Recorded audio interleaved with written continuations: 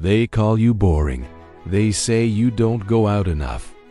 They think something must be wrong because you don't chase noise. But what they don't understand is that staying home isn't weakness. It's power. Welcome to the psychology of people who love staying at home, the quiet architects of their own world. There's a strange pressure in modern society.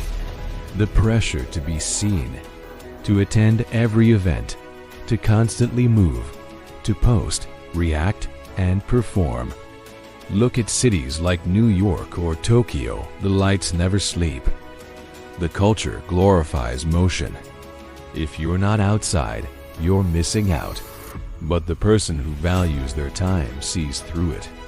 Because the fear of missing out is just that, fear. And fear never leads to freedom.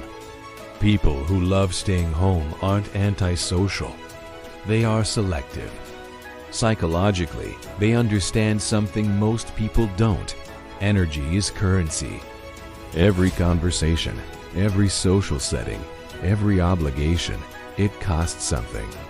The selective individual asks, is it worth it? If the answer is no, they stay home not out of anxiety, but out of awareness. The ancient Stoics understood this deeply. Marcus Aurelius wrote in his journal, now known as Meditations, that nowhere can a man find a quieter retreat than within his own soul. Think about that. Not in a palace, not at a party, not in applause, but within. For the person who embraces this, home is not just walls and furniture. It's a controlled environment, a sanctuary where the mind sharpens itself. Psychologically, people who enjoy staying home often score high in introspection. They think deeply. They analyze their behavior. They replay conversations. They build ideas. Silence doesn't scare them, it feeds them. While others drown in distraction, they sit in stillness. And in that stillness, they grow stronger. Because personal growth loves isolation. Look at creators, writers, coders, and philosophers. Do you think mastery is built in clubs and crowded rooms, or in long hours alone?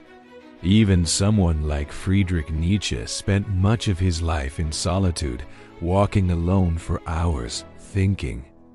His ideas didn't come from constant social stimulation. They came from deep reflection. Solitude is not emptiness. It is incubation. Here's another psychological truth. People who love staying home often have a rich internal world. They don't rely on external chaos to feel alive. They can sit with a book, a project, or a plan and feel completely fulfilled. That's emotional independence. The world trains people to need stimulation music in the background, notifications buzzing, someone always talking. But the person who values their solitude trains the opposite muscle, contentment without noise.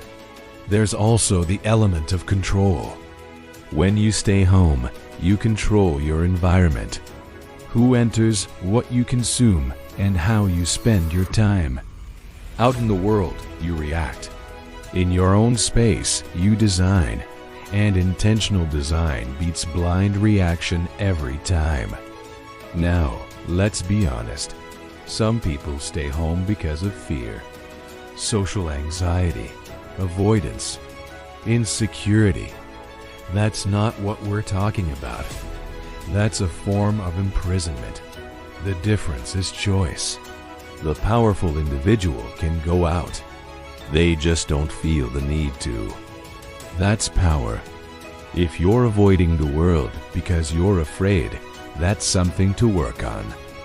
But if you're choosing solitude because it aligns with your growth, that's discipline. In a hyper-social era, staying home becomes a quiet rebellion. You're refusing to perform. You're refusing to compete for attention. You're refusing to burn energy just to feel relevant. And that can threaten people. Because when you don't chase validation, you expose how much they depend on it. Then there's focus.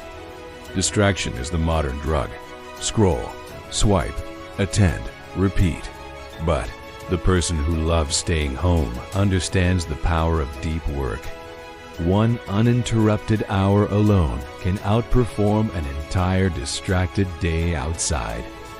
Isolation sharpens attention. Attention builds skill.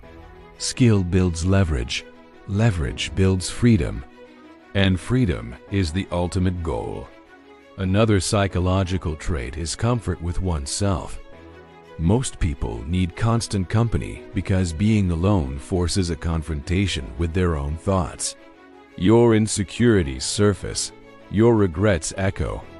But the homebody has faced those shadows. They have sat with discomfort long enough that it no longer controls them.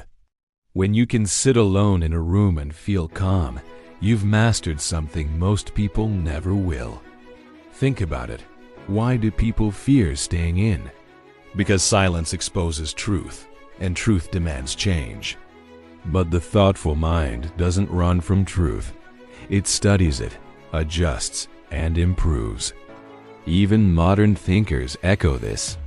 Naval Ravikant often speaks about the value of solitude and long walks for clear thinking. Not for aesthetics, but for clarity.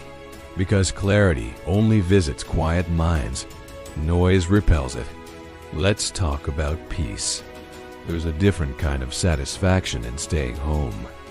Not the explosive high of a party, but the steady satisfaction of alignment.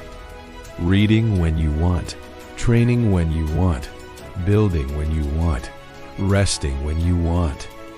This autonomy fuels psychological stability, and stability builds a quiet confidence. The kind that doesn't need to prove anything to anyone. People who love staying home understand something subtle. Life is not measured by how often you recede. It's measured by how deeply you're built. They invest in invisible progress, skills no one applauds yet, habits no one notices, discipline no one celebrates. Until one day, the results speak for themselves. And suddenly, the boring one looks unstoppable.